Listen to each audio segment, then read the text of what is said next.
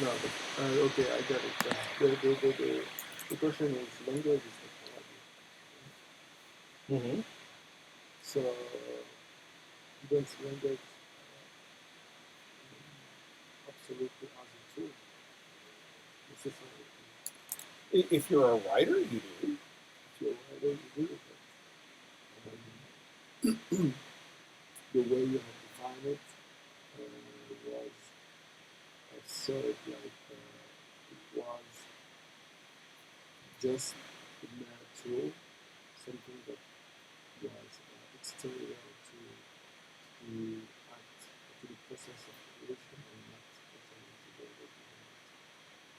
work behind it. That's how No, no, and I'm not saying. I mean, because certainly you can't use a hammer and a chisel mm-hmm. to record music. I mean, You the, can. the, the technology, well, I mean, you could use those as sound for the recording, but you can't record the music with them.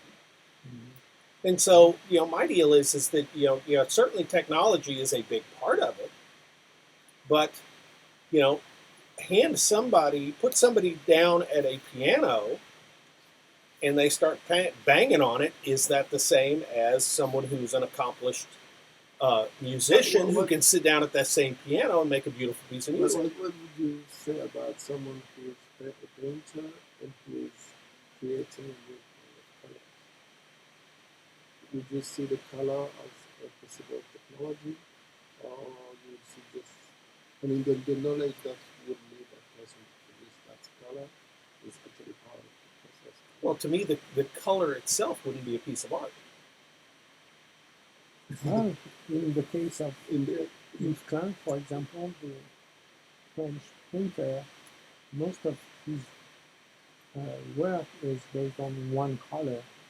But it's applied to a canvas, is it not? It was sometimes applied to a canvas, sometimes applied to bodies of naked women. But it's applied someplace. He doesn't bring in and set the can of paint in the thing and say, "There's my art. I created this color." Yes, he did, and he gave it a name, called it International Fine Blue, and the color itself became his work a lot.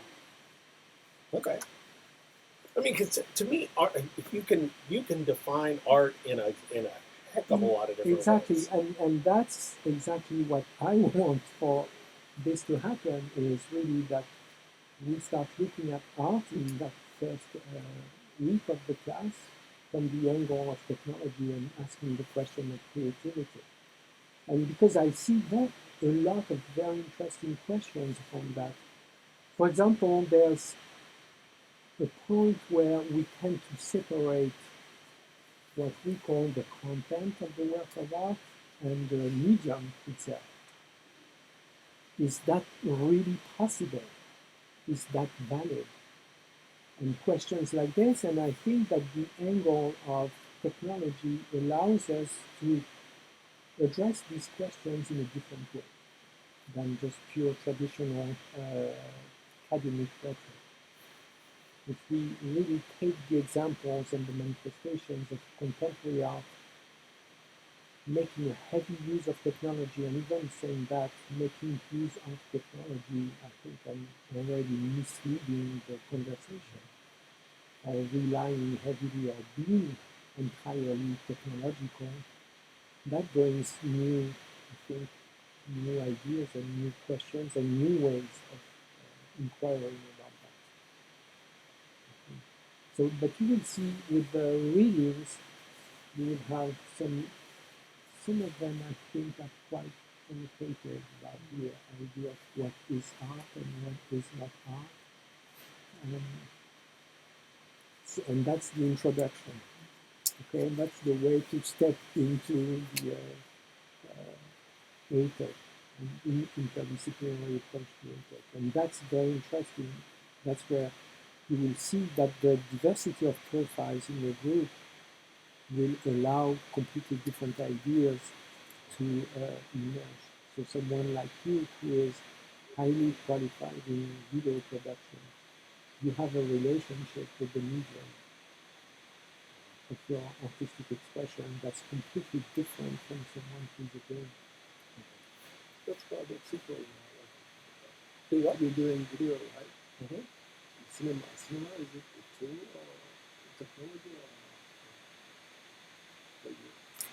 Well, It's both at the same time. again, the the it you use the technology to create something that your audience can see. But you could not make movies without Correct. You can't paint a painting without paint. No, that's not the same. What do you mean it's not the same? Well, What, I mean What I that mean, you Yvonne, your question is implying that film really shapes. It's not just a medium, but it's also something that shapes your expression itself. That yeah, of course, I mean the tools, because we will see a sculpture, a painting, a video, um, even a performance piece of art. We will see those differently because they're different. We interact, or we perceive them differently because of the medium. So to say cinematography is an art, well, what is cinematography?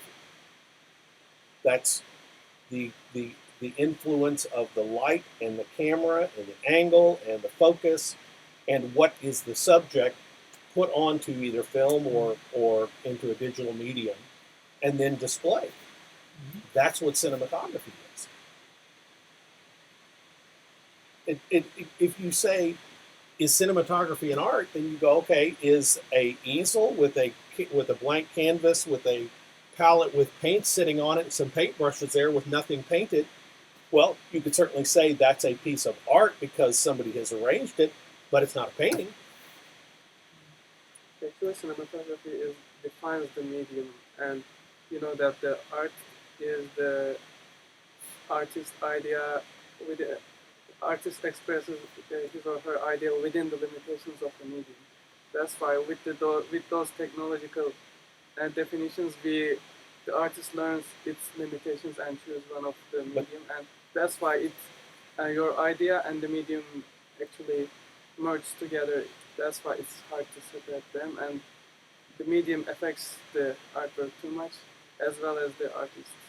I was going to say, sometimes, though, the art is going beyond the limitations of the medium. I mean, there's a lot of art that is, okay, because I know, and since I do video, you look at video art, and a lot of people look at it as, here's an image, now I am basically disrupting the flow of information, and the picture's all glitchy and whatnot, and that is their art. They're going beyond the limitations of what the medium is. You go, okay, if you say painting, well, if you say the limitations of painting is painting on a canvas, now people who do graffiti on walls of buildings or paint, something else, maybe they paint boxes, maybe who knows what, they're going beyond the limitations of, or I guess what you call the traditional limitations of art. So, I mean, it's very, very subjective. They still have limitations. You need a layer to paint on it. You cannot paint something on an air, or you can do it, for example, with the colored gases, maybe. But the air is another layer for you to use the canvas. Yeah, you need some physical or non-physical. I've seen very interesting images projected on smoke or fog, but that's the canvas. Then that's the Yeah, and I've seen video art in an installation in a room where entering the room would interrupt the projection. By design? By design, yeah. And the piece by Maurice that everyone turns was that. So you knew that there was a video piece in this room, but every time you would enter, it would stop. So how did you know it was going because you could hear it. That's the whole point. That's the whole point. So, and you see, there's a kind of question about, okay, really, what is the work of art? Where does it reside? And is there a residence for the work of art? Is there a materiality of it? And I think it's all of these to me are interesting questions to be explored in ATEC. And for same thing, and to me, you can bring that question back into a video game, for example. Because a video game is only something that you see. But to me, I would like to see a video game that suggests more than it does actually an off space, Right. something that's going on while you're not watching. And I think that's a little bit missing in video games. Everything has to be seen, and there's very little components of the video game that exist without being seen. And the idea of the position of the spectator is quite interesting. We assume that the spectator is the one who can see everything, but it's sometimes very interesting for the spectator not to see most of everything. In film, it's very common to work on the off-screen and to suggest that most of the action is happening and is not visible. And that's how you create tension in film, by really keeping the viewer to see something. You can hear it, you can have whatever system to suggest, but the idea of a non-visible space or a non-visible work of art is something. There's a video game, it's a short little, it's a very short play through, it's only like 15 minutes long, but you play a guy who is supposed to be controlling another player's experience that doesn't actually exist. Okay. So you go through, it looks like the backstage of the play, and you press buttons like release tiger, start ring, like release so many enemies, and then you like hear the reaction of what the player would be doing on the other side, but you don't actually see anything going on. Okay. So you control all these things happening from like backstage. It's an interesting perspective. Yeah. It's a really short game.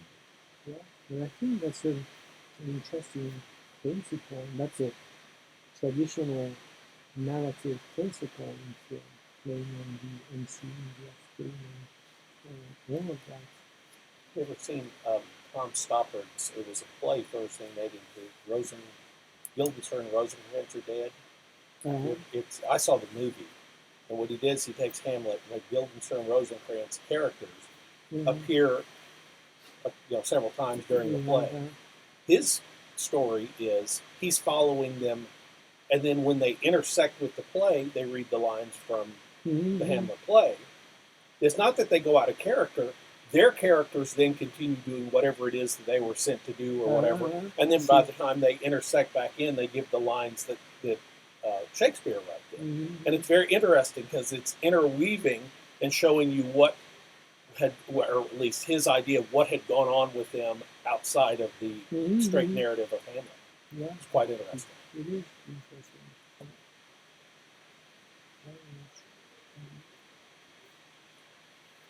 Okay. So, Yes, but last time we made a difference between creativity in science and creativity in art. Right. Yeah. I remember what you made. Well, no, and that was the conclusion of the longer conversation about the difference between novelty and innovation. And my conclusion was that true novelty, which means the idea of creating something that is absolutely new and something that is not the improvement of something already existing, so that the improvement of something existing, which is innovation, comes from the past. Okay? And looks at the future, but really definitely comes from the past. And I was saying that really artistic novelty, which is absolute invention of form, can only come from the future. And creativity is an absolutely anticipatory activity, which is pure craziness, if you think about it in a certain way, but that will be supported by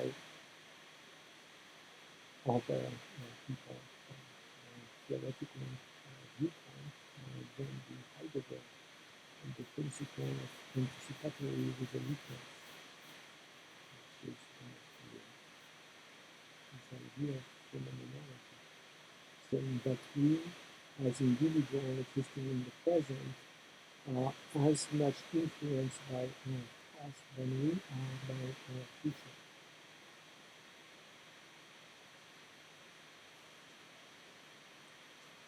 Which is an interesting fact, and I tend to agree quite a lot with this.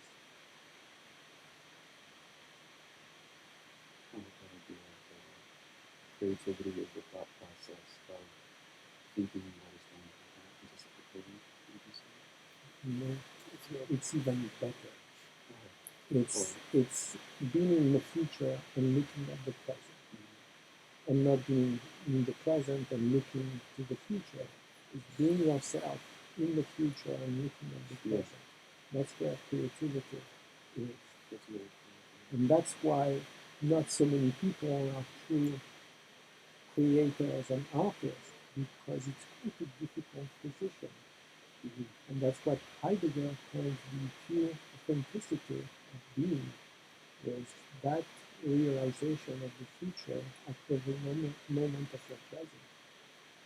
And I think that only artists can survive in that position, and not in a permanent way, but only by moments of ecstasy.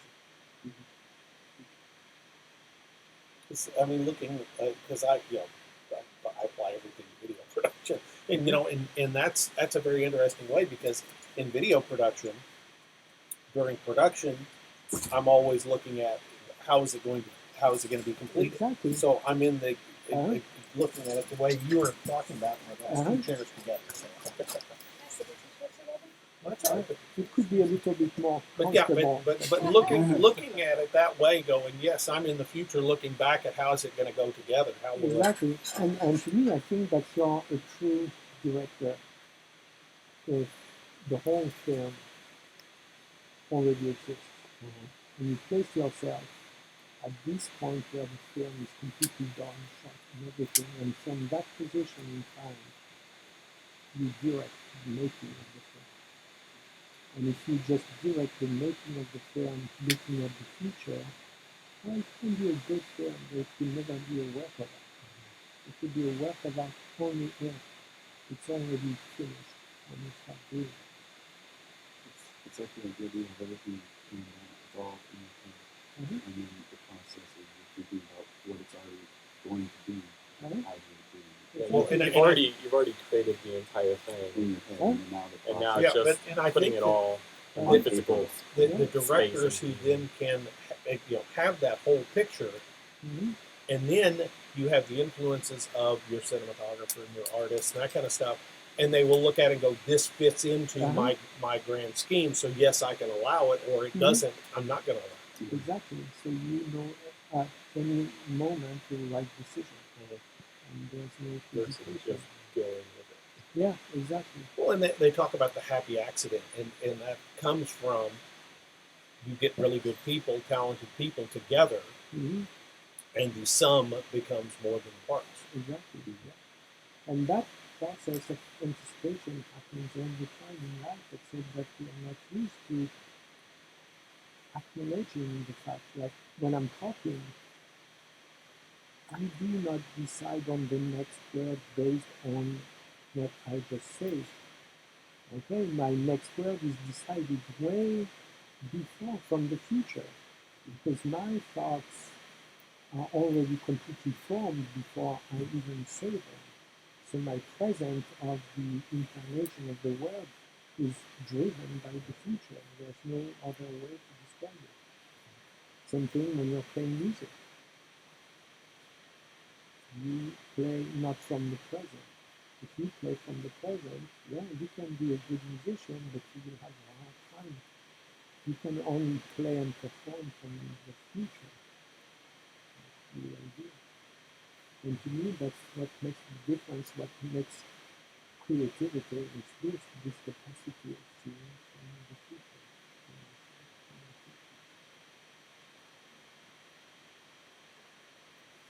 What do you do with the process of automatic writing? Like the When you say surrealist, basic about this, I don't know. you don't like everybody it's sequence. You put reference there. Yeah, we're using chance to and yeah, using found components for a record. So in this framework, it doesn't come from the future. The schema does. Actually mention Mm-hmm. process by mention. Yes. Yeah. Even if it's something like you make up the steps as you go, you've decided that you make up the steps as you go. Mm-hmm. Yeah, but At then, some place. in this case, how it would be different from it says decide to make a new game. Why in this specific case, what do we do by starting from the present would not be as authentic as if we had just been talking about for something coming from the future? Could be. Well, one and done. But I mean, I have been involved in things that have been made up. I mean, literally Mm-hmm. made. They said, okay, here's what it's going to be about, and then they make it up as they go. And you watch it, you go, what the heck is going on here? Mm-hmm. But you hear somebody else who goes, oh, you know, and they go, well, that's not near as artistic as us. We made it up as we went along. But here's somebody else who planned it all out, mapped it all out, done something, and it's something people will watch and enjoy, Mm-hmm. and they think it's good. Yeah, that doesn't And mean so, that yeah. idea of Question. anticipatory resoluteness does not exclude the fact that you may improvise. That doesn't mean that everything is planned. That means that the existence of the work of art is already in the future. It doesn't mean that there's no room for improvising and changing and transforming. It means that the authenticity of the work of art comes from there. Which, this is what I think, and that's what I propose. Someone can contradict me and we'll be happy to discuss that. I mean, the process of mutation is inevitable.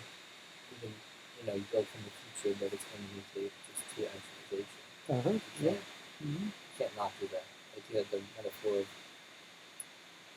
how your words proceed Mm-hmm. from a thought that you had, yet it's always going to be, it's always forking off into a different direction Exactly. because you can't Exactly. recreate that thing. And it's something to which I'm very much sensitive Yeah. because English is not my original language. So sometimes, yeah, I know what my thought is, but I'm missing the right word to say it. So I'm taking another route. And the thought is different at the end of the saying. But what I hope for it to be. Well, it seems to me it also being influenced by either questions or comments that other people have said. Yeah, and the context and yeah. Mm-hmm. And sometimes, yeah, how loud you have to speak will change part of what you're saying as well.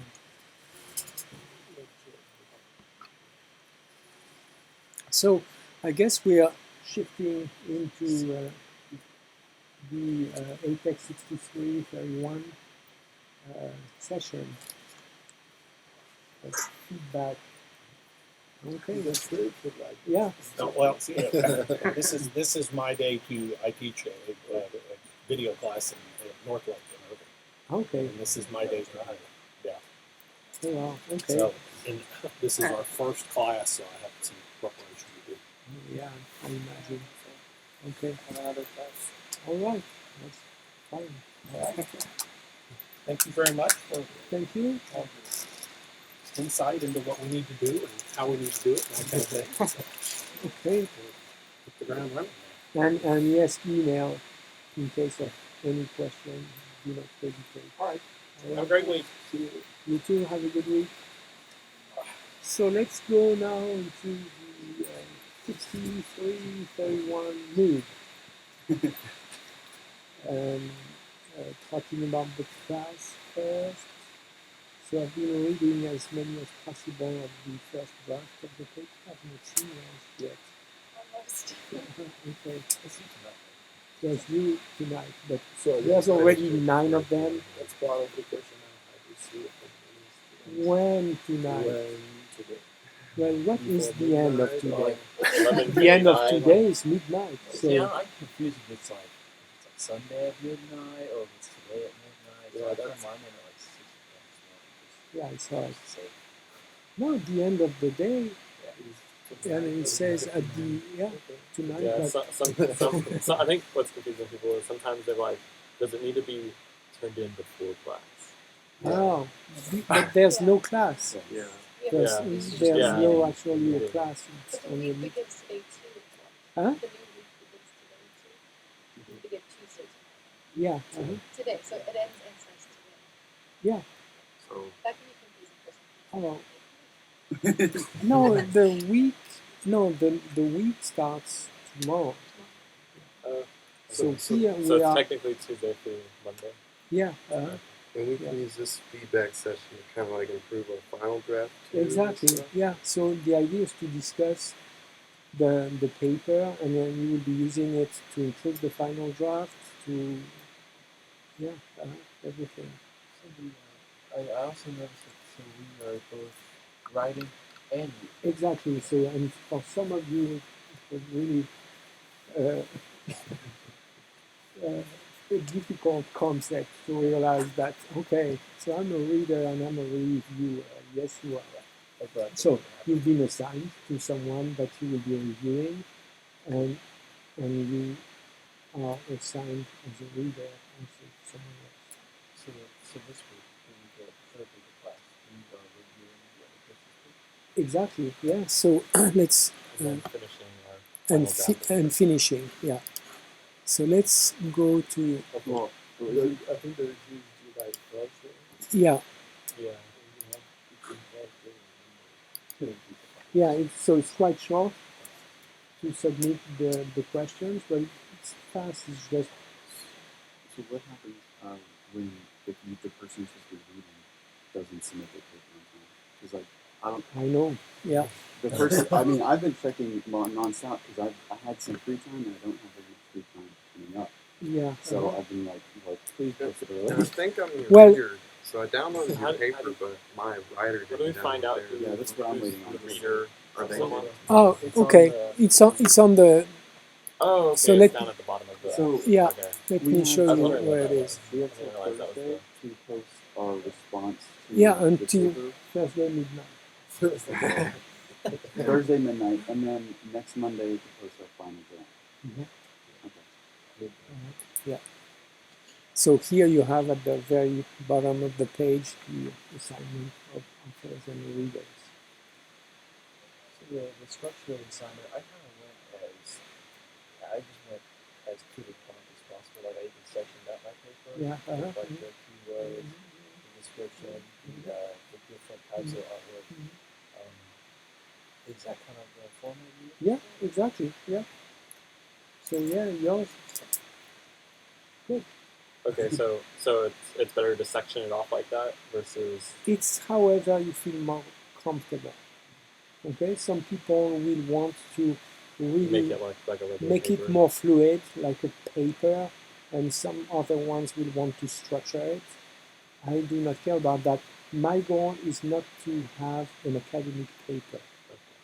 Okay, my goal is to have a paper that really reflects your opinion on some concepts that are common between the two works of art that you're presenting in the context of the theme that you're exploring. So, for example, number one is duration, illumination, and motion. Okay, one of the obvious concept that is emerging here is the question of the fluidity of the work of art. The fact that the work of art is not permanent, that it can change over time, and that it loses its traditional materiality. Okay? So what I want to read in the paper is what does that do to you? Okay, the rest means less. Because the goal of the class is not to repeat things that we've read somewhere. I don't see the interest of that, just because that is just producing new academic papers. Saying, okay, and this has been done by whoever. No, what I want to see is, okay, so what does that do to you as maybe an artist, maybe an art goer, some. So what does that do to you? And I would like very much that progressively with the feedback I will be giving you on the papers that we move towards a more phenomenological approach to the experience of the worker. Meaning that the main question that we need to ask ourselves when we are looking at a work of art from that framework is, how is this affecting me? Meaning how, really how. It seems a lot of the works, at least in this section, they have to do with motion. So it's kind of hard to really say the experience when you can't find a video, or even if you do find a video, some are kind of more responsive and pieces. And Even then, it's not the same as experiencing it. exactly, it's not the same. So you kind of have to like take what you see and then kind of. I'm just wondering, can that be part of our experience, the kind of lack of that? Well, yeah, the experience that you have is a mediated experience. Yeah. Like you're only imagining what it could be. So, for example, if you're thinking of in that section the Eliasson's installation, the weather project. Okay, there's many videos of it, but none of them would give you the impression. Will do it justice. Exactly. Of what it'd be like there in person. Yeah. So you just need to imagine. Say, okay, what would it do if I'm really in that big space with mist and that orange color? What does that do to someone? And when you see a reflection on the ceiling, that's very nice. So how is this affecting you? How is this affecting your sense and perception of space? And all of these questions. And how is this capturing my motion and using it within the work of art itself? So you're talking about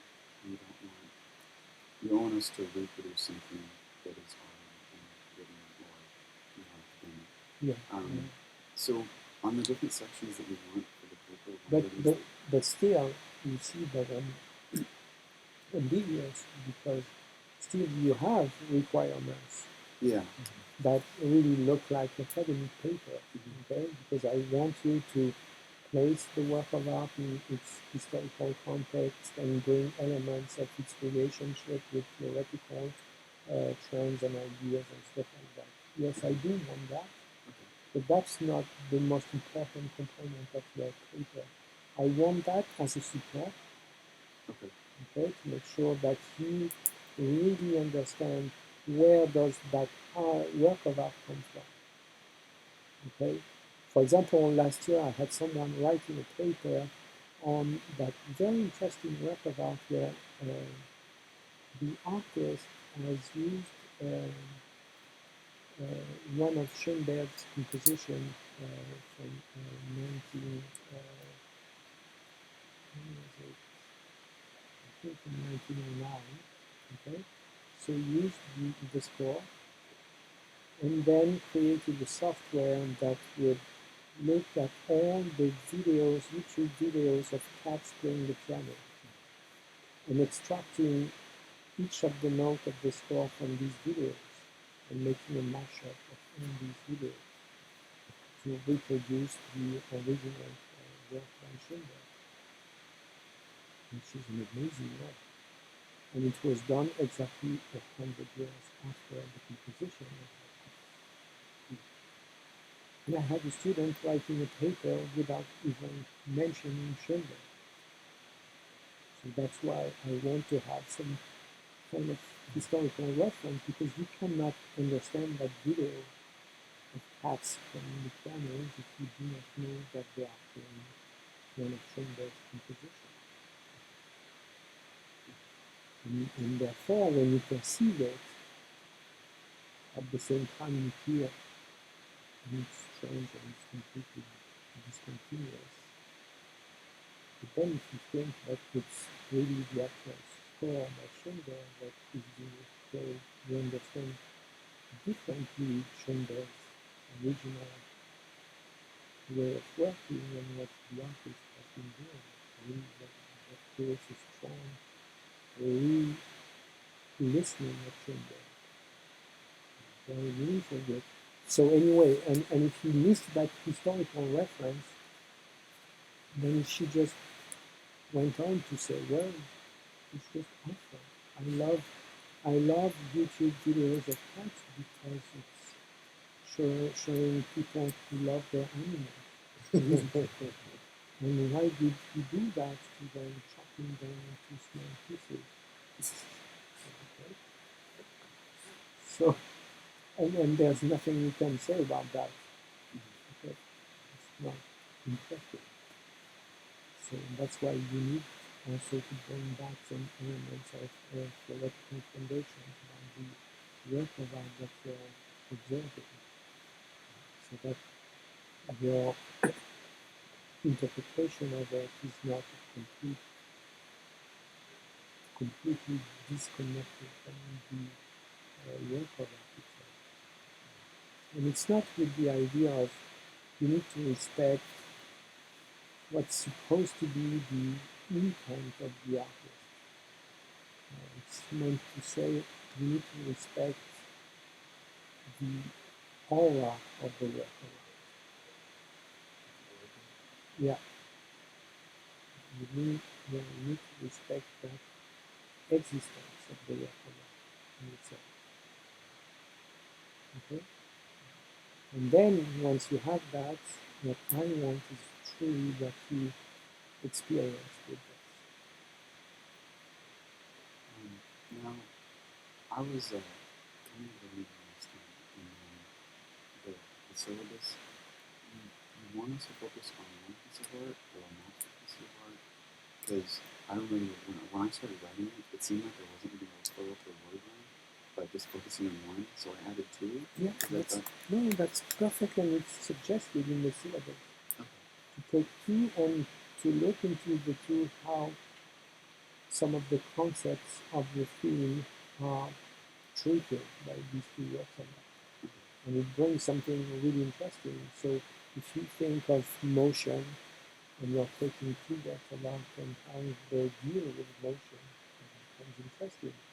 And it's interesting if the relationship between the two works of art is made by you.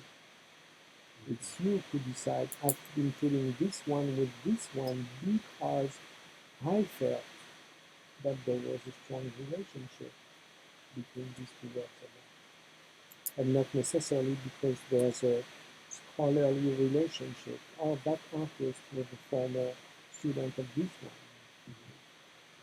But the way motion is presented affects you in a certain way that you feel that has some relevance and similarity in the two works of art.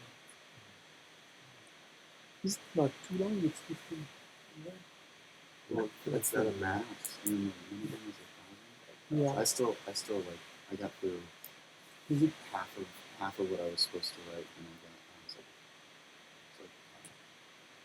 It's like I got about 500 words for one piece of art, and what I did was because it said to look up history of the artwork and like the evolution of the artwork.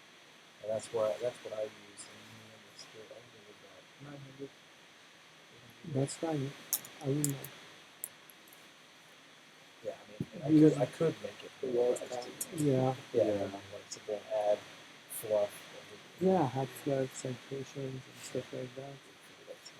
Yeah, I cited my paper because I did a lot of research on my art, so I cited. What was it? I did the tribute and light and Yeah. the still don't know how to pronounce the other one. I kept trying.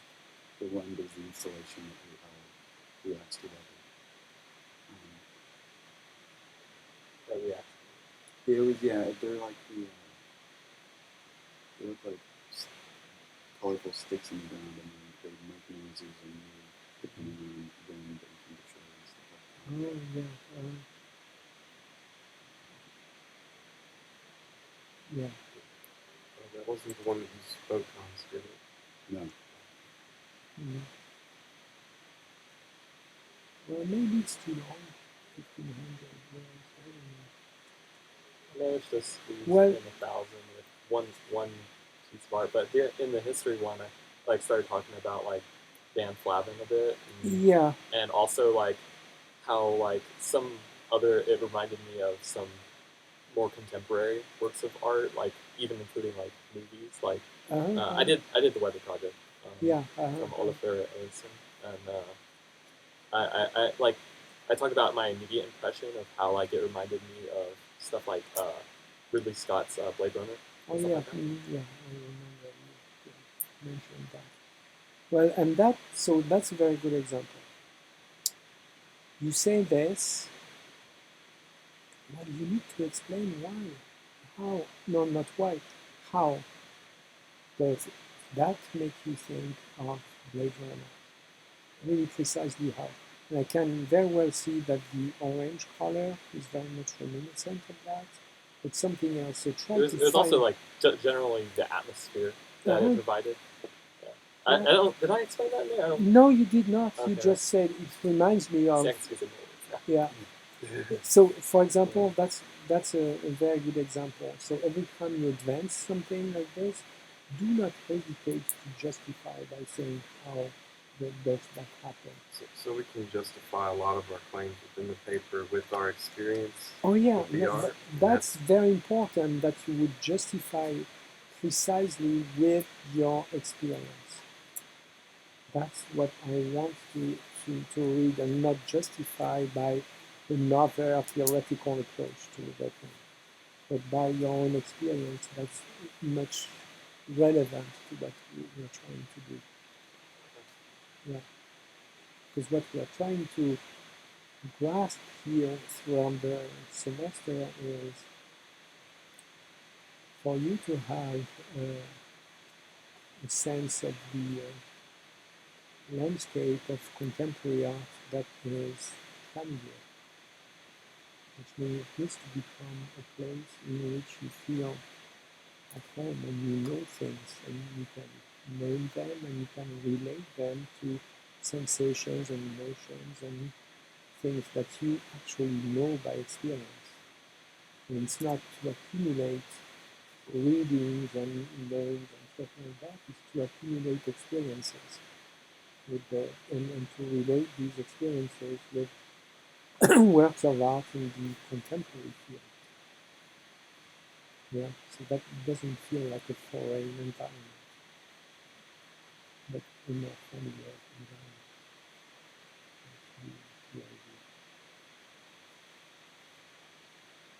That's the idea. I know it's a lot of papers to produce, like 6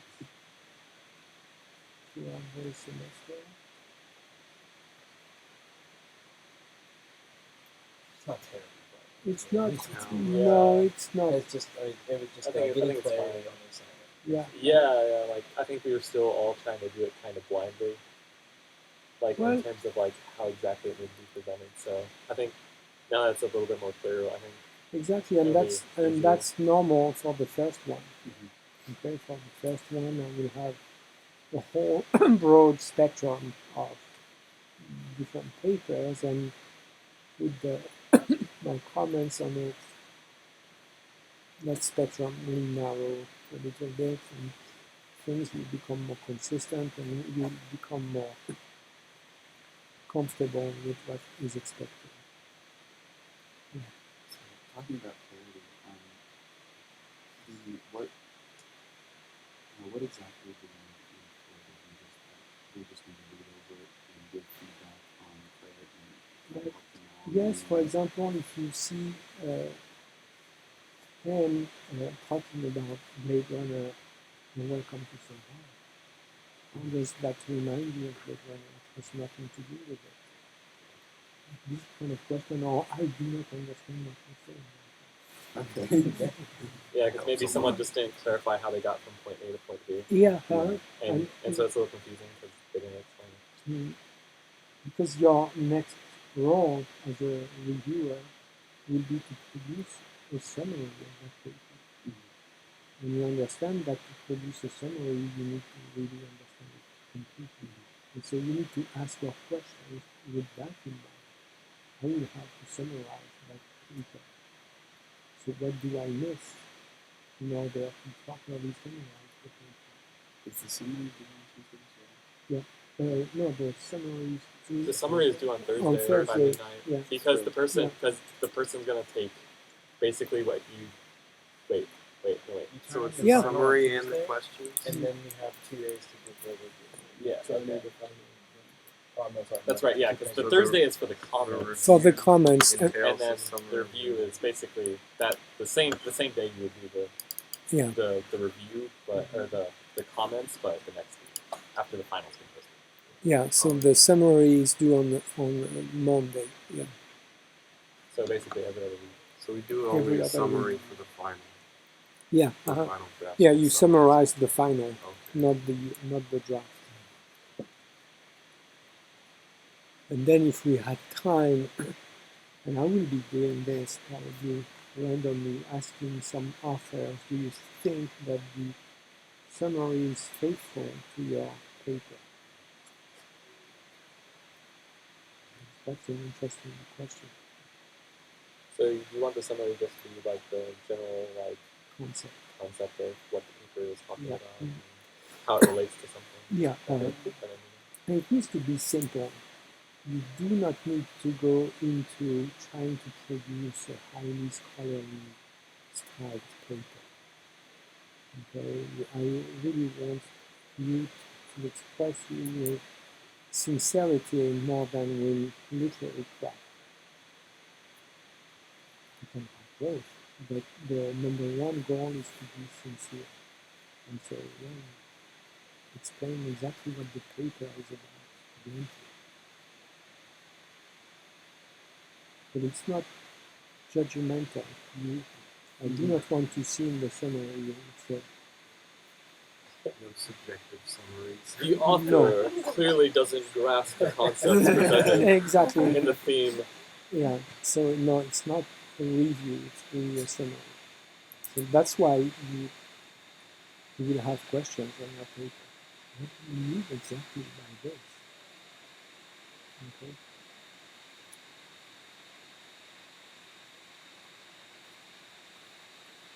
So yeah, so the uploads midweek are what is due the Thursday, and the uploads end on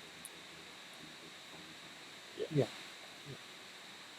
I just didn't quite get that the first time I saw it. And midweek is only the question and Yeah.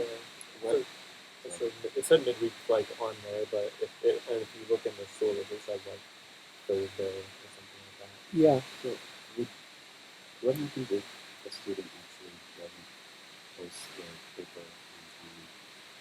Do we get punished for that? Because we can't give a... no one ever. Okay. All right. Not my job. If the person I'm writing on post their paper doesn't post, I don't want to have to rush to... You know what? I know it. Okay. I know it. It's time-stamped, everything on the thing. So I know that if you're late submitting your summary to be because your colleague was late. Okay. I mean, it's not a big deal. Okay. All right. Yeah. Yeah, I just want to make sure. Get the handcuffs. Well, I know that some colleagues are they're late by one day or within 5 points. I do not know how to use the formulas in Excel well enough to automate that. So no, I care about that because everyone has a schedule and we're trying to synchronize everyone's work. So it's important to be on time, but sometimes it happens. Yeah. So no punishment.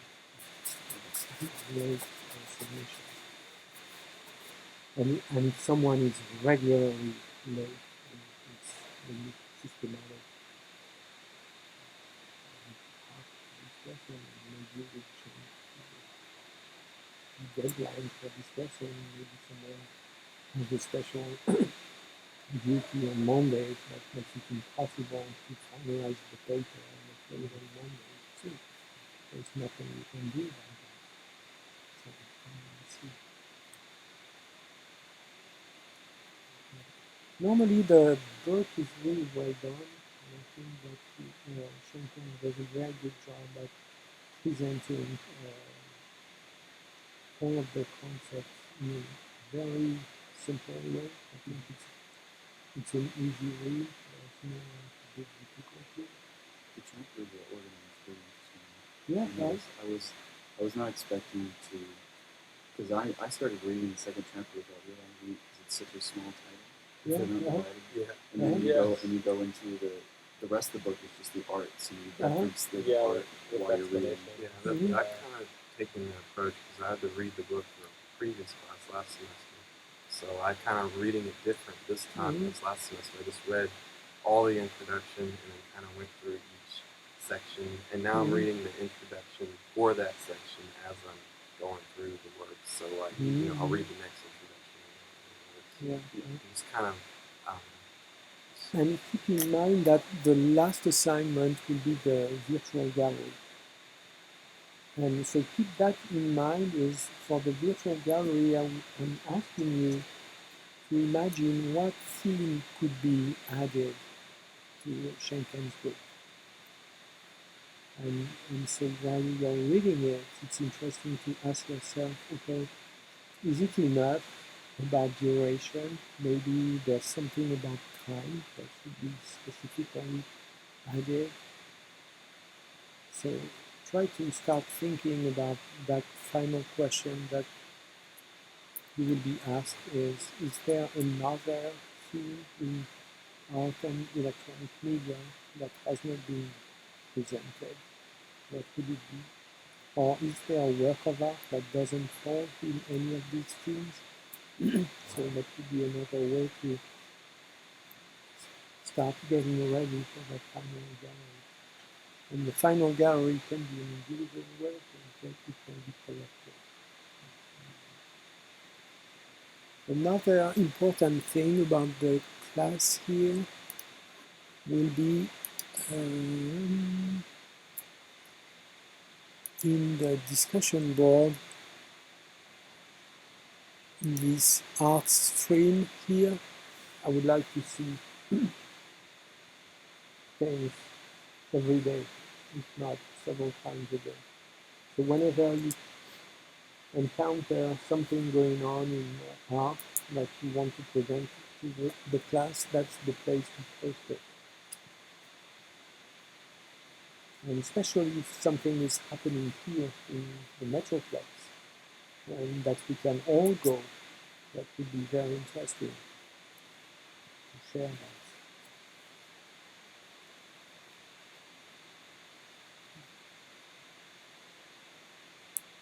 Now, there's some.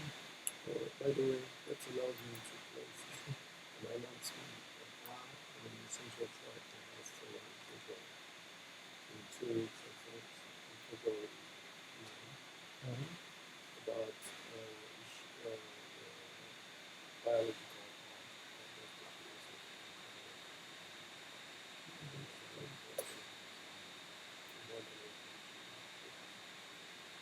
Supernova. supernova and half digit for 1000 because the this creation and the So you want please. And we should all subscribe to this. And oh yeah, and you should all subscribe to that forum. Yeah. Mine is, I think I subscribed to one of the other ones. Oh, you know. No, this time. it's gonna be posted on ATEC. Mm-hmm.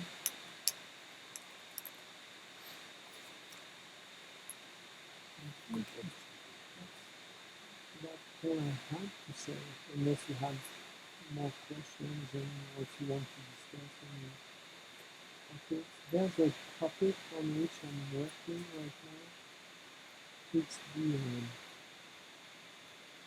question of the narrative in conceptual. I don't think that's interesting. What? Huh? Yeah. I have a question.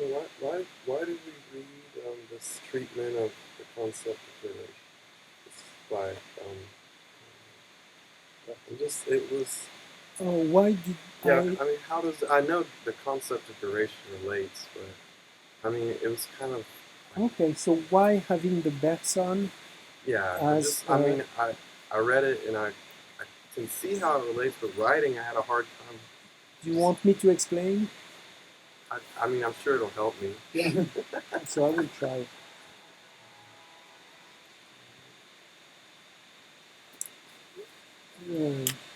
So the concept of duration in Bergson is very interesting because it relates to two dimensions of time in philosophy, and it's common. And you will see how it relates to works of art.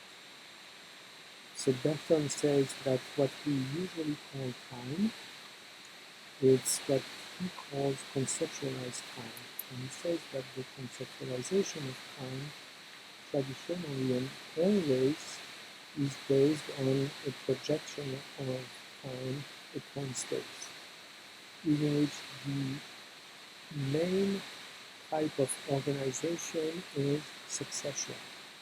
Okay? One thing after another, and the main organizing principle is causality. And also, one of the big consequences of that is that this dimension of time is strictly homogeneous, meaning that all the units are identical. There's no difference. And that's very simple. If you look at the calendar, all the days are similar. There's no difference. If you look at the clock, there's no difference between the minutes and the hours. They are all identical. It's a strictly homogeneous medium, that medium of time. It's the scientific time. Okay? And it says, but the reality of the experience of time is not here. The reality of the experience of time happens in the dimension of the non-conceptualized time that is strictly heterogeneous, in which all experiences are different from one another. And that grasping of that dimension of time, it's an act of consciousness that allows the manifestation of temporal objects. And that's strange because I'm talking about Bergson and suddenly I'm using a vocabulary that belongs to phenomenology, where Bergson was not a phenomenologist. But still, that is probably the same, and there are some people who argue that Bergson was indeed influencing and influenced by phenomenology. So that idea of heterogeneous time, it's what he calls duration. And duration is the true existence of individual temporal entities. Okay? And This affects our experience. that affects the experience, and that's a question of relationship with the existence of something. And that, if you think in terms of works of art that addresses that question, a work of art is not organized according to scientific time, it's organized according to duration, and true duration, meaning true heterogeneity and not homogeneity. It's meant to allow for that experience of duration to arise. And in Bergson, in that one, there's a very interesting description of what he calls true time or duration, is the experience of a melody, he says, in which all of the phases of the melody are always present at any time. Okay, and that's what's happening when you're listening to music. Music exists as a work of art because you do not experience it sequentially. You experience it in a strictly series of heterogeneous duration. Because if you just listen to music sequentially, there's no music. Okay? And there's just a series of notes. And there's a work of art that we call a piece of music only if you perceive it in its duration. Something that cannot be separated into different components. Okay, another example of duration is a rubber band. Okay, it's something that has different stages and different forms, but it transforms continuously from one to another. And you cannot separate the different moments of the transformation. It extends, and that's the idea of duration. So the piece of music extends over time without the possibility of separating different moments and organizing them sequentially. And that's that idea of time and Bergson, but also phenomenology that Schenken is using to talk about works of art.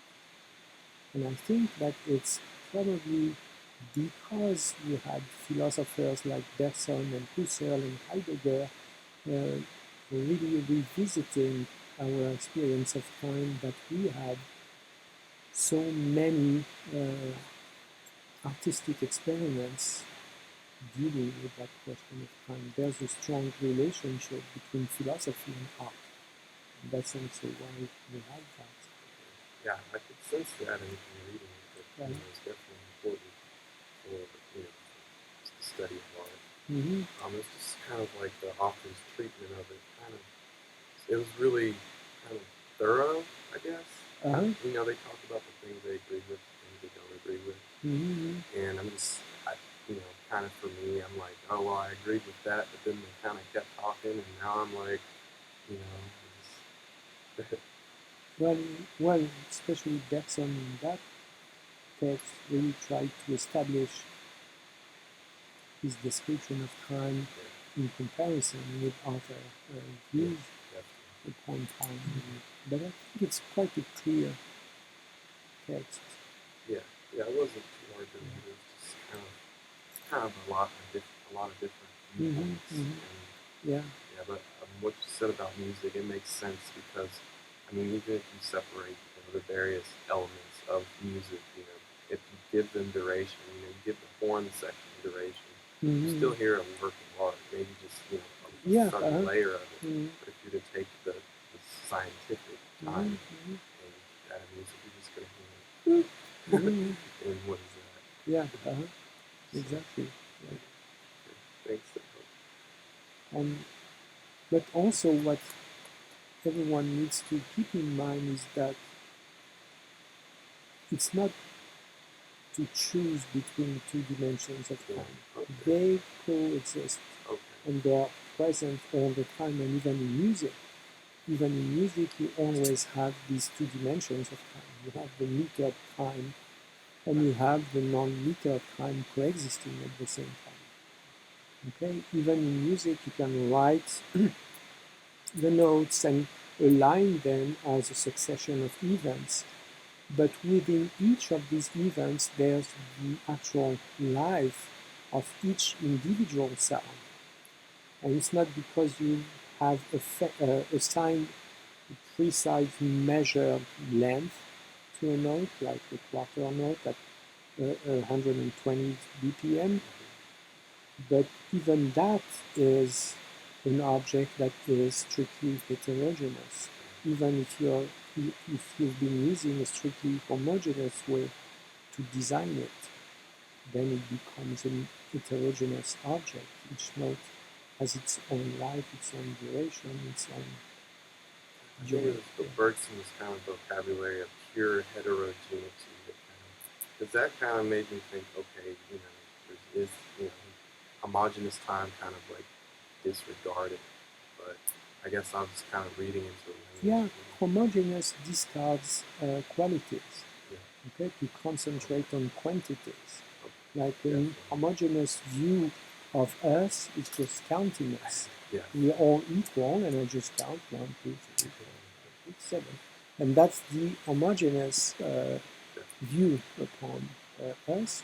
And the homogeneous is attaching my attention to each of you and differentiating within each of you. Same thing in music. So homogeneous is quantitative, and heterogeneous is based on differences and qualities. And things differentiate from each other by their qualities. And the qualities are continuous. And the quality of duration is strictly continuous, cannot be divided.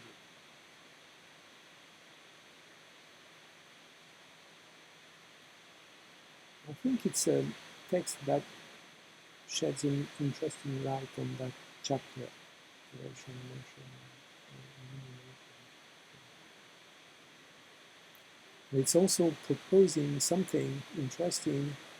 It's the fact that the existence of the work of art is not necessarily a physical space, in a physical space.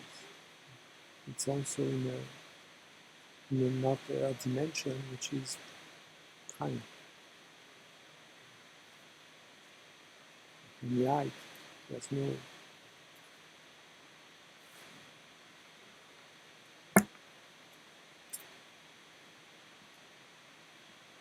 And same thing, the idea of motion or movement.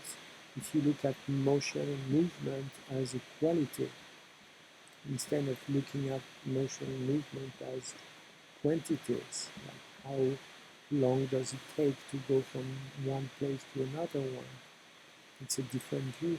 And you see that this view of looking at movement from a heterogeneous viewpoint allows artistic differentiation in the movements.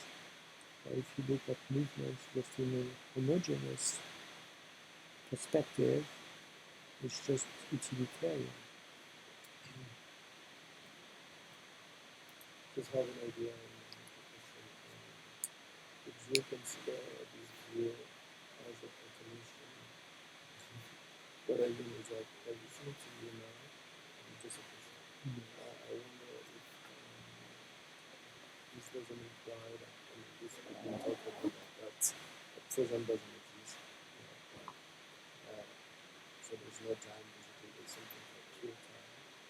And basically everything already existed, whether they come from the future or the purpose with the past. But it reminded me the idea that sharing idea of ideas. That all idea reside somewhere, which is in that sense spiritual, spiritual space. And so yeah, this idea of time is that after the definition idea of time in the sense that everything is already there. Yeah, definitely there's some element of idealism in that idea of time. It's not really bright, but no. That's my attempt to touch it. Bergson had the most use for me in kind of like in movies and film because that duration very much is pure heterogeneity. I mean, you can watch a scene from a film and maybe get it, but that's still a duration. You know, it's still very different things happening in every frame. Yeah. So No, you're right to make that connection with film because Gilles Deleuze, who's a philosopher, has used Bergson's philosophy to develop a large theory about film, where he talks about the heterogeneity of what he calls the time image against the homogeneity of the movement image. And he has developed, it's called the two books he's written, it's 2 volumes called Cinema 1 and Cinema 2. And he's really he's really, how can we explain that? Cinema 1 is movement image. Yeah, and Cinema 2 is the time image.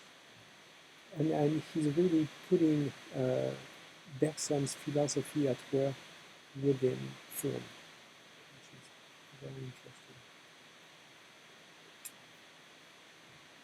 And saying that, well, let's not start the discussion. yeah, it might be getting a little off topic. Yeah. How does it affect the narrative? Huh? How does it affect the narrative? Oh yeah, so let's back. In Deleuze or in conceptual art. Yeah. Well, there's many people at the moment working on the question of the meta-narrative in conceptual art and the narrative context and stuff like this. And I think it's a very interesting trend that we have right now, where the work of art, of conceptual art, is always presented within a narrative context. And that idea of reinventing a dimension of time in which the work of art has a different justification, I think is quite interesting. And I will further explore that and wonder why this is happening so much right now. I don't know. I'm just starting that. Yeah. So the investigation is what non-narrative capacity conceptual art is, or the opposite.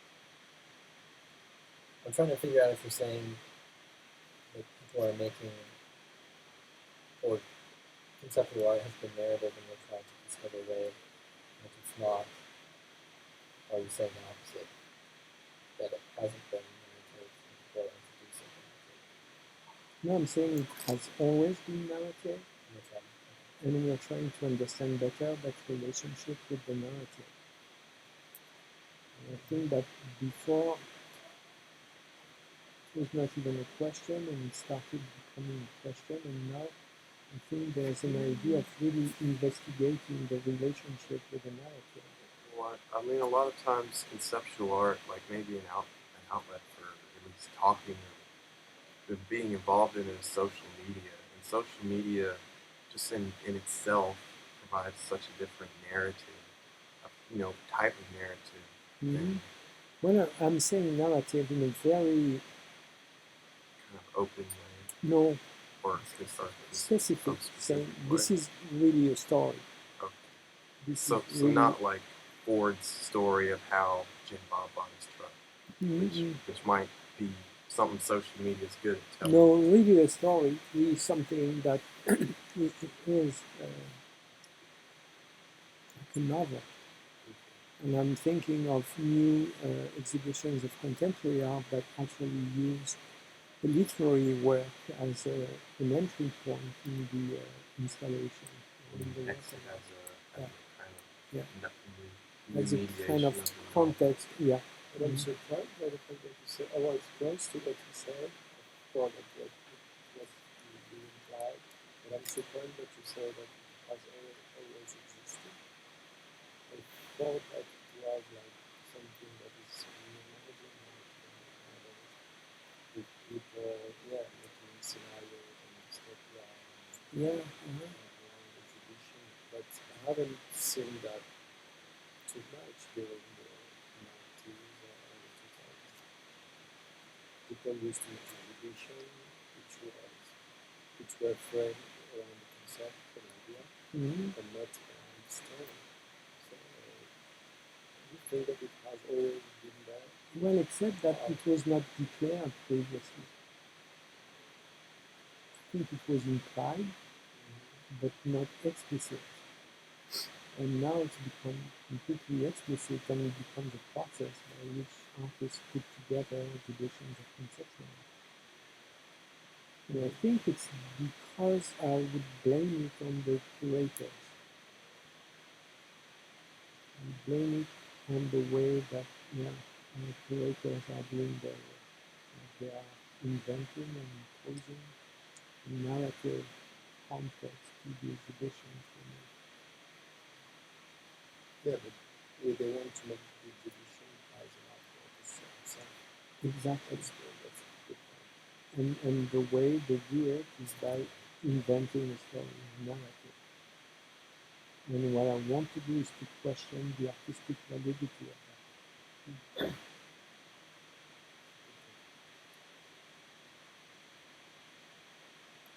Because for me, hides the artwork themselves. I don't know. I think it does something that does not feel exactly right. It does something interesting, but something that Kind of augments it in a way that kind of might guide your experience, or almost like loaded words or something. Yeah. So Amazing. yeah, and I do not have answers. I'm just trying to work on that idea. And It's hypnotizing. yeah, It's like a filter of the viewer. It's almost like the It's almost like a sort of filter expected lights like these. yeah, Which no, is like just putting the artist in. yeah.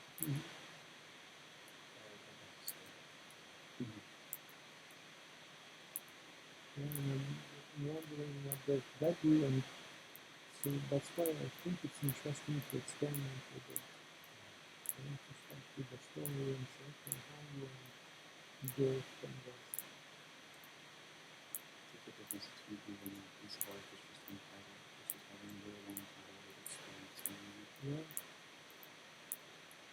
I mean, why do you blame the creators? Obviously, that's what we're doing, right? Yeah, So why do you specifically blame the creators in this instance? I don't know, because I think that Hate curators.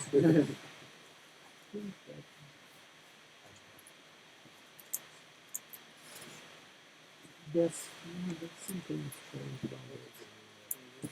Thank you. There's an intriguing relationship. There's something that I think is interesting and intriguing and good. It's because it reinvents a temporal dimension for the work of art, even if it's a fictional one. And I think that's good. And maybe not. And sometimes I think it really transform the experience of the work of art into a kind of spectator. I've experienced things like that. It was a light installation, an architecture and light installation. I forget the name of it. There's a picture of me on Facebook. It's called something Dome, but basically what it is this. I mean, the story they give you, on the website, it's like this architectural thing they do, and they do it around the world, and put light, and it's really cool. It's supposed to invoke like, cathedrals and stained glass, but when I was there experiencing it, it kind of like made too of a high note for me to really take it in without it's kind of that story that they tried to pull me in with. Exactly. It diminished the experience. Exactly, and what I would like to explore is maybe what we need to do is to reinvent a relationship between the work of art and the narrative in a different way. So the idea is, okay, so let's look at this, let's look at what it's doing, let's try to understand the different kind of relationships between the work of art and the narrative, and let's try to do something creative with this. Just like something that the relationship between the film and the narrative. You can be creative with this, but you can make Hollywood movies. It's called Exopolis. That was the name of it. Okay. And I remember there was like a green part of it, and my girlfriend snuck in a pickle, and so she was eating a pickle, and someone walked past the green, and they went, "Wow, it's so green, I smell pickles." And it just opened my mind to think, like, this could be so much more than what it actually is, you know, as a sensory kind of artistic, Yeah. architectural thing. Yeah. Because maybe that part of the thing kind of did feel like a pickle, you know, in the Yeah. way it looked. Okay. Yeah. So yeah, I want to start studying this. I think this is where the digital has potential. For me, it was kind of a revelatory idea in the weekend, um, using the digital to catalog art objects incorrectly, so to speak. Because all my work is based off of the repetition of CMYK. So the idea I had was basically to make 4 different portfolio sites. The one was in each color, and every piece that I would do would reduce the color range to just that. And then if you have the art object in the physical space as the compilation of those things, you negate both sides simultaneously. Or this is not the authoritative, neither is that. And yet the space in between doesn't really work either. But I was thinking of this idea of building a meta narrative through how the art is cataloged in digital space to the way I was using it was just to negate both. Because I'm interested in this idea of using conceptual space to destabilize the thing rather than to use it as a trigger to create something moving the other direction. Yeah, to disrupt the. Yeah. Because I think that's sort of the bias that conceptual art takes, is that it can go from here to there. But what if this actually supersedes the art object? I think that's what the digital can do, because it's ephemeral and because we can't trust it. We can use that Exactly. to work backwards. Exactly. That's a good idea. Okay, I'm sorry, I have to go. And Actually, very interesting because